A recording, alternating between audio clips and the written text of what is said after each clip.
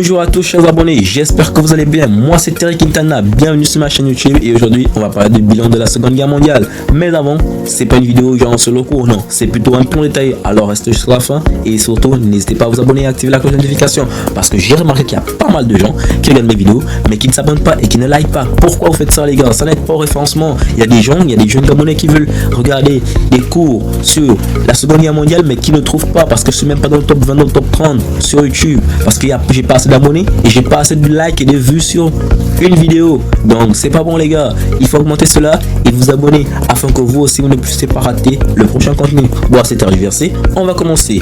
Ici vous avez tout simplement le bilan humain qui se traduit par les pertes en vie humaine et l'extermination des peuples juifs. Bon ok, on veut un peu mettre des signes. On va dire ici c'est le grand 1, voilà. Et ici c'est l'argument 1 et ici c'est l'argument 2. Maintenant ce que vous voyez ici c'est tout simplement les explications que vous allez apporter à chaque argument. C'est pareil pour ici, donc les tirets ce sont des explications et les gros points noirs sont des arguments.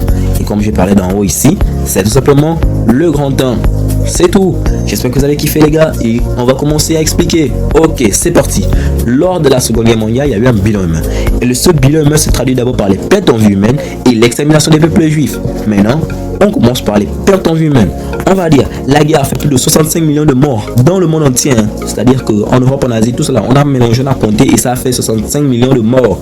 Ok, bon, c'est vrai qu'il y a des documents qui montent, mais si vous mettez plus de, c'est sûr que ça va rentrer. Et surtout, je vous dis les gars, ne jouez pas avec les chiffres parce que les chiffres sont très importants en histoire. Tout argument en histoire, tout argument ou bien toute illustration d'argument avec des chiffres et des noms des personnages sont très importants parce que c'est ce qui va vous apporter des 18, des 9, voire des 20 lors des devoirs. Alors surtout, n'hésitez pas, mettez des chiffres et des noms historiques parce que vraiment ça montre que vous êtes un connaisseur, vous êtes un futur historien. Allez, on continue. On va dire, en Europe, c'est 40 millions d'individus qui sont morts et on va prendre deux pays.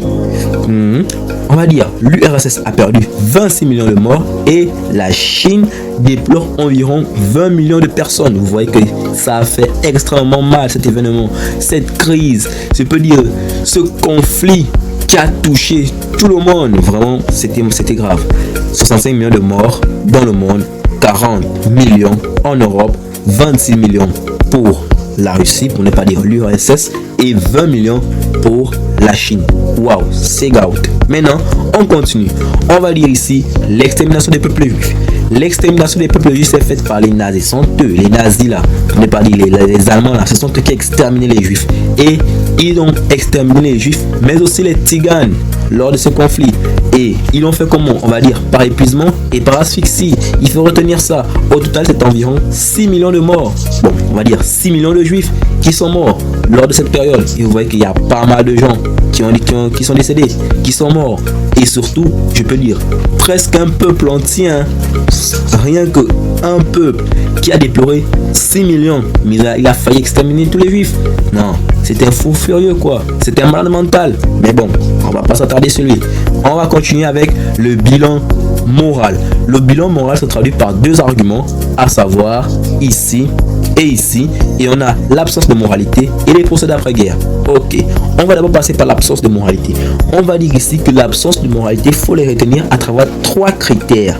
Le premier, on va dire la découverte des camps de concentration et d'extermination.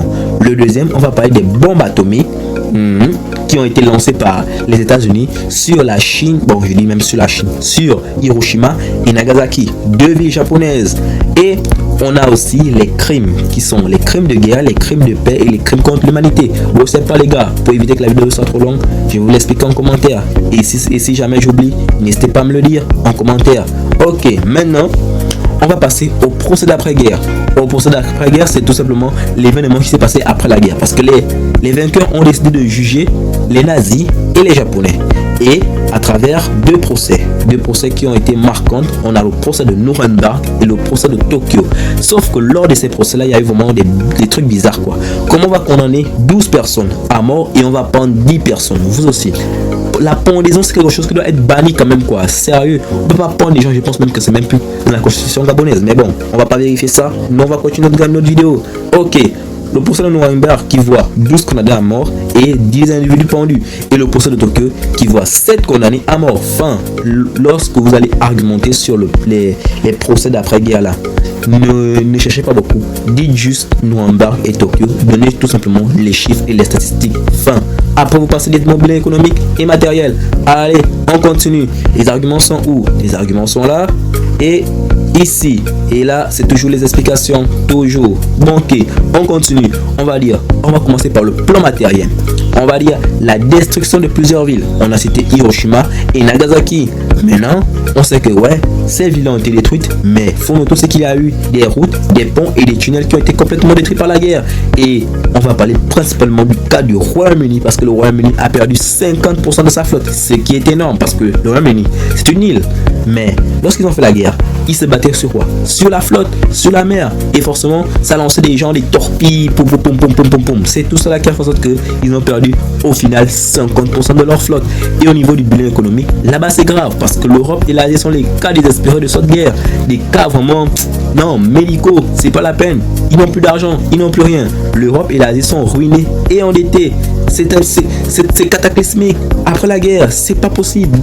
Deux géants continents comme ça qui se retrouvent dans les dettes. Et auprès de qui? Des États-Unis. C'est pas possible. L'Allemagne a dépensé plus de 272 millions de dollars.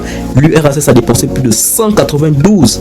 Mais c'est terrible. C'est terrible. Qu'est-ce qui se passe? Et on a aussi la dette française. Parce qu'on n'a pas fini avec les Français. Hein. Les Français, c'est vraiment la bête noire du Gabon. Et moi, je les aime pas. On va dire, la dette française a été multipliée par 4 et celle du Japon par 10. Bon, pour le cas du Japon, moi, j'ai rien contre eux. Mais la France, vraiment, ceux-là, ils doivent nous décoloniser pour toujours. Parce que là, on n'en peut plus. Mais bon, c'est fini pour cette vidéo et je vous dis à très bientôt. Mais surtout les gars, abonnez-vous et activez la cloche de notification parce que ça aide vraiment au référencement. Allez, c'était Terry Quintana et l'apercevez-vous.